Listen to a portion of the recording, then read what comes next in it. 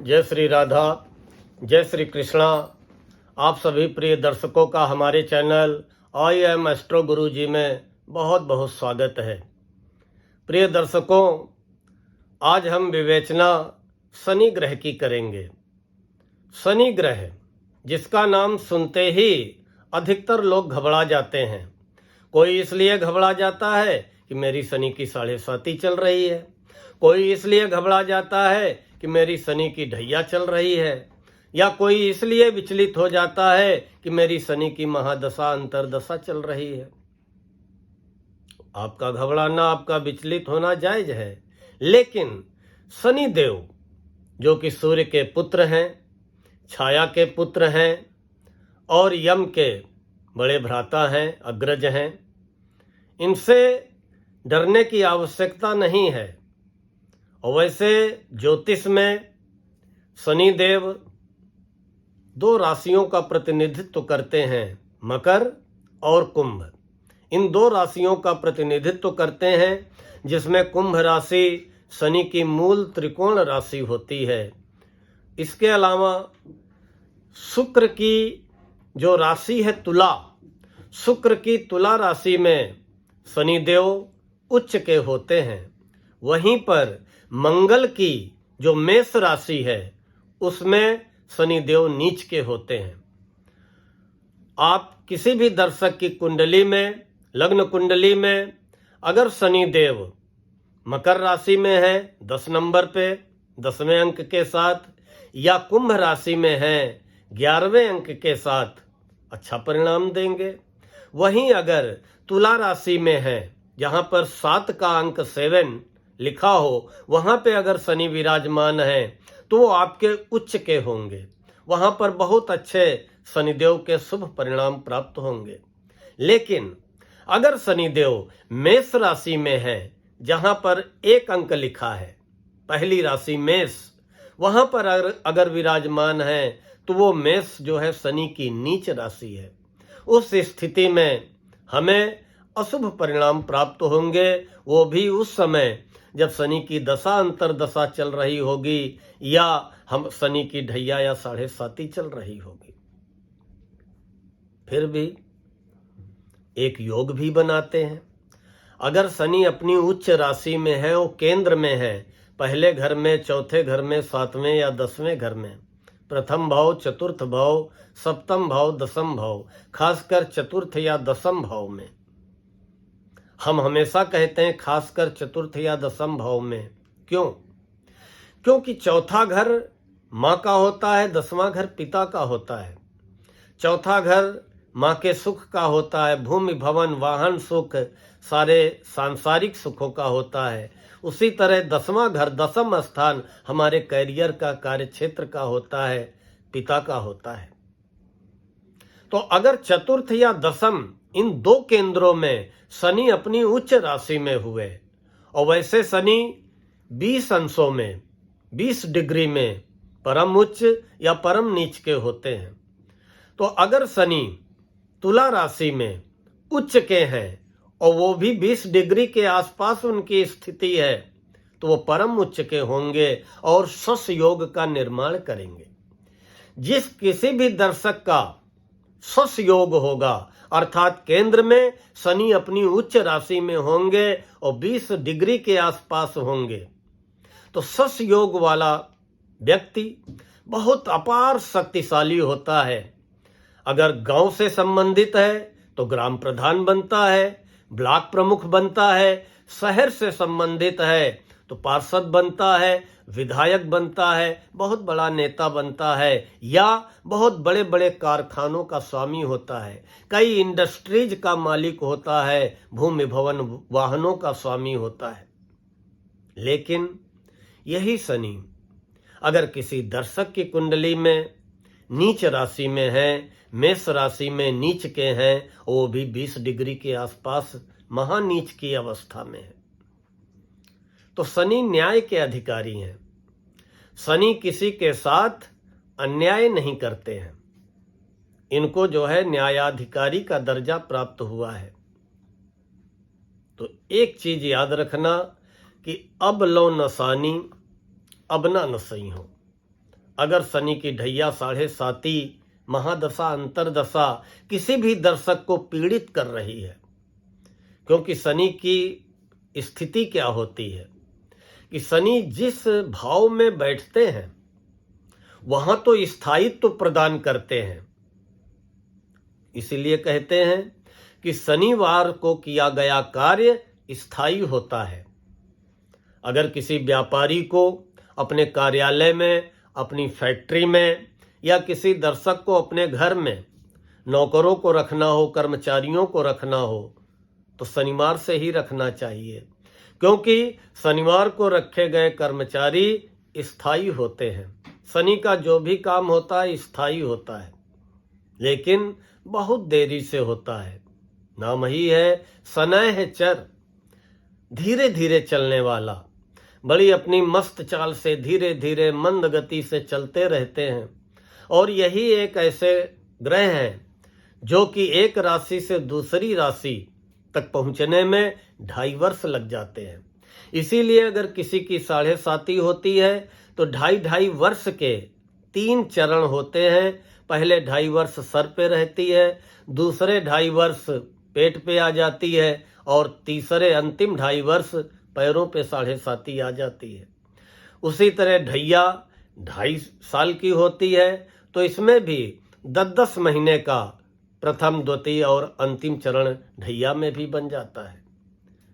ठीक है, अगर हमारी कुंडली में नीच अवस्था में है तो हमें पहले तो अपने खान पान पे नियंत्रण रखना होगा, अपनी दृष्टि पे नियंत्रण रखना होगा कि कहीं पर भी हमारी दूषित दृष्टि न पड़े, हमारी दृष्टि में, हमारी सोच में पवित्रता रहे।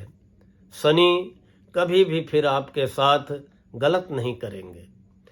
कहते हैं कि शनि जहाँ पर बैठते हैं वहाँ की तो वृद्धि करते हैं, लेकिन जहाँ पे दृष्टि डालते हैं, पिछले वीडियो में हमने बताया था कि गुरु की दृष्टि में अमृत है, वहीं शनि की दृष्टि में विष है, ज्वाला है, कि अगर पड़ गई तो भस्म कर देंगे।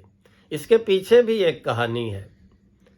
शनिदेव भगवान कृष्ण के परम भक्त थे, हमेशा भगवान कृष्ण की आराधना में लीन रहते थे।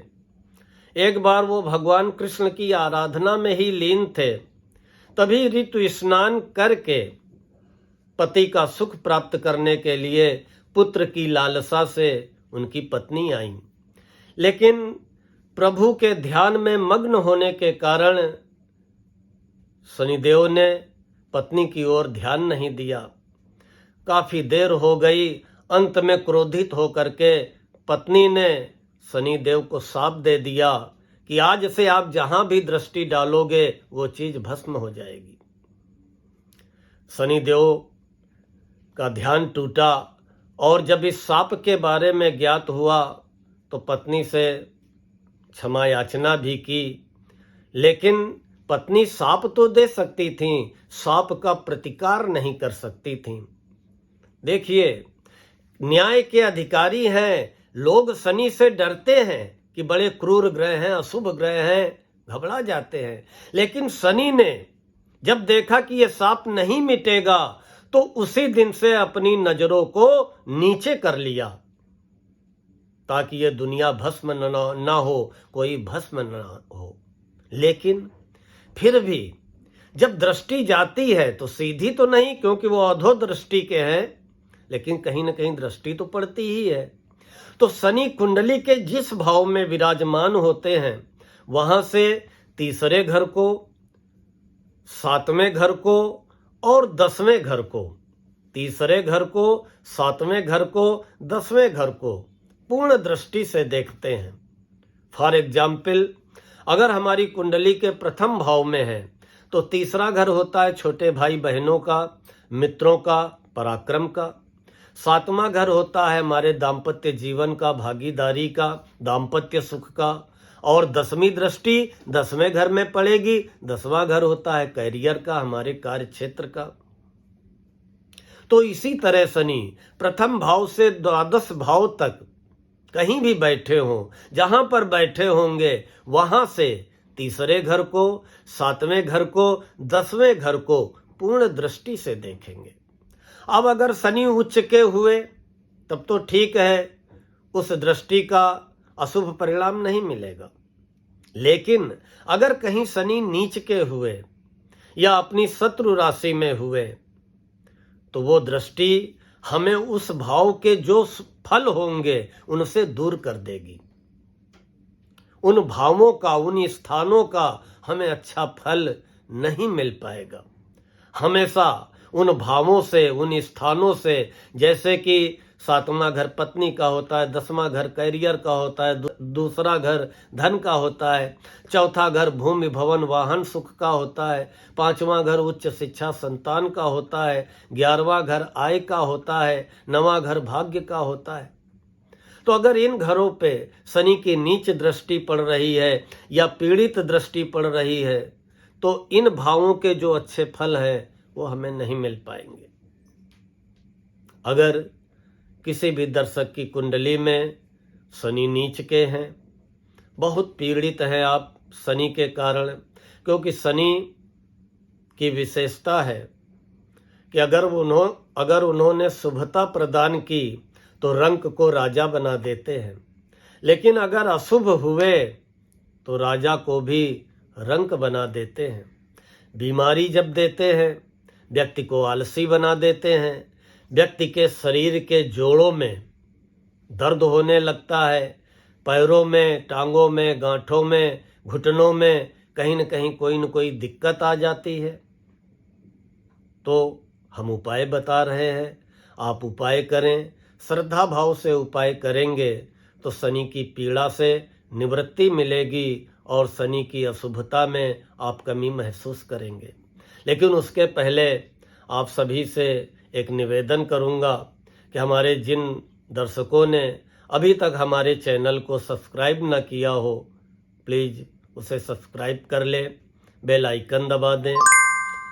तो अब जहाँ तक शनि के उपाय की बात है, आपको करना क्या है?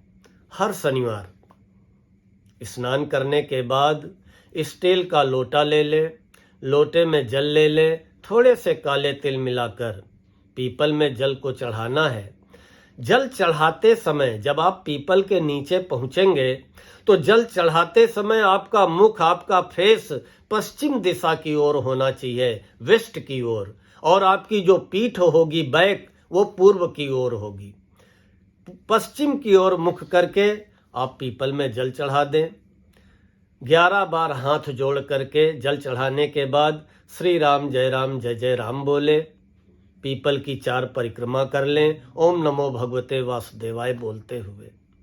सूर्यास्त के बाद जब आपको मौका मिले हाथ पैर धो करके सरसों के तेल का दीपक जला दे। दीपक जलाते समय भी पीपल के नीचे आपका मुख पश्चिम की ओर होना चाहिए। दीपक जलाने के बाद भी 11 बार हाथ जोड़कर श्री राम जय जय राम बोलें और 4 बार ओम नमो भगवते वासुदेवाय बोलते हुए पीपल वृक्ष की परिक्रमा कर लें। साल में एक बार, जिसकी 7.5 चल रही है या ढैया चल रही है, साल में एक बार किसी भी शनिवार को अपना पहना हुआ चमड़े का जूता, चप्पल, सैंडल जो भी हो किसी गरीब व्यक्ति को दान कर दें। उसके अलावा शनि के दान की 3 चीज़ें हैं, लोहा, तेल, चमड़ा। तो चमड़ा तो आप साल में एक बार पहना हुआ लेदर का दान कर देंगे, चमड़े का दान हो गया। लोहा, तेल शनिवार को छाया दान करें। स्टील की कटोरी में थोड़ा सा सरसों का तेल ले लें, 2-4 दाने काले तिल के मिला लें, 1 रुपये या 2 रुपये का सिक्का डाल लें। कटोरी में अपनी मुखाकृति देख लें, अपना चेहरा झांक लें और तेल मांगने वाले को तेल दान कर दें। अगर किसी दर्शक के घर तेल मांगने वाले शनिवार को नहीं आते हैं तो वो उस तेल को पीपल में चढ़ा दें या शनिदेव की मूर्ति में चढ़ा दें, या घर के बाहर आक, अकौड़े का पेड़ हो तो उस पर भी चढ़ा सकते हैं। अगर हमारे कोई दर्शक इस समय शनि से बहुत अधिक पीड़ित हैं तो एक शनिवार ये उपाय अवश्य कर लें। कांसे की कटोरी में ऊपर तक सरसों का तेल भर लें। कांसे की कटोरी में ऊपर तक सरसों का तेल भर लें और उसमें अपनी मुखाकृति देखकर, झांक कर कटोरी समेत उस तेल को दान कर दें। वास्तव में कुछ ही दिनों के उपरांत आपको महसूस होगा कि नहीं, अब हमारी जिंदगी में स्थायित्व आ रहा है। क्योंकि शनि वास्तव में जब इनकी दशा महादशा आती है और हमने अपने खान पान का ध्यान न दिया, शनिवार को मांस, मदिरा, अंडा, मछली इन सबको त्याग देना है। मंगलवार, शनिवार, गुरुवार इन 3 दिन मांस, मदिरा, अंडा, मछली का परित्याग कर देना है। जो दर्शक नहीं करते हैं बहुत अच्छी बात है, लेकिन जो ड्रिंक वगैरह करते हैं उन्हें मंगल, शनि, गुरु 3 दिन इनका परित्याग करना पड़ेगा। पराई औरत को दूषित दृष्टि से मत देखें, किसी का अहित न करें।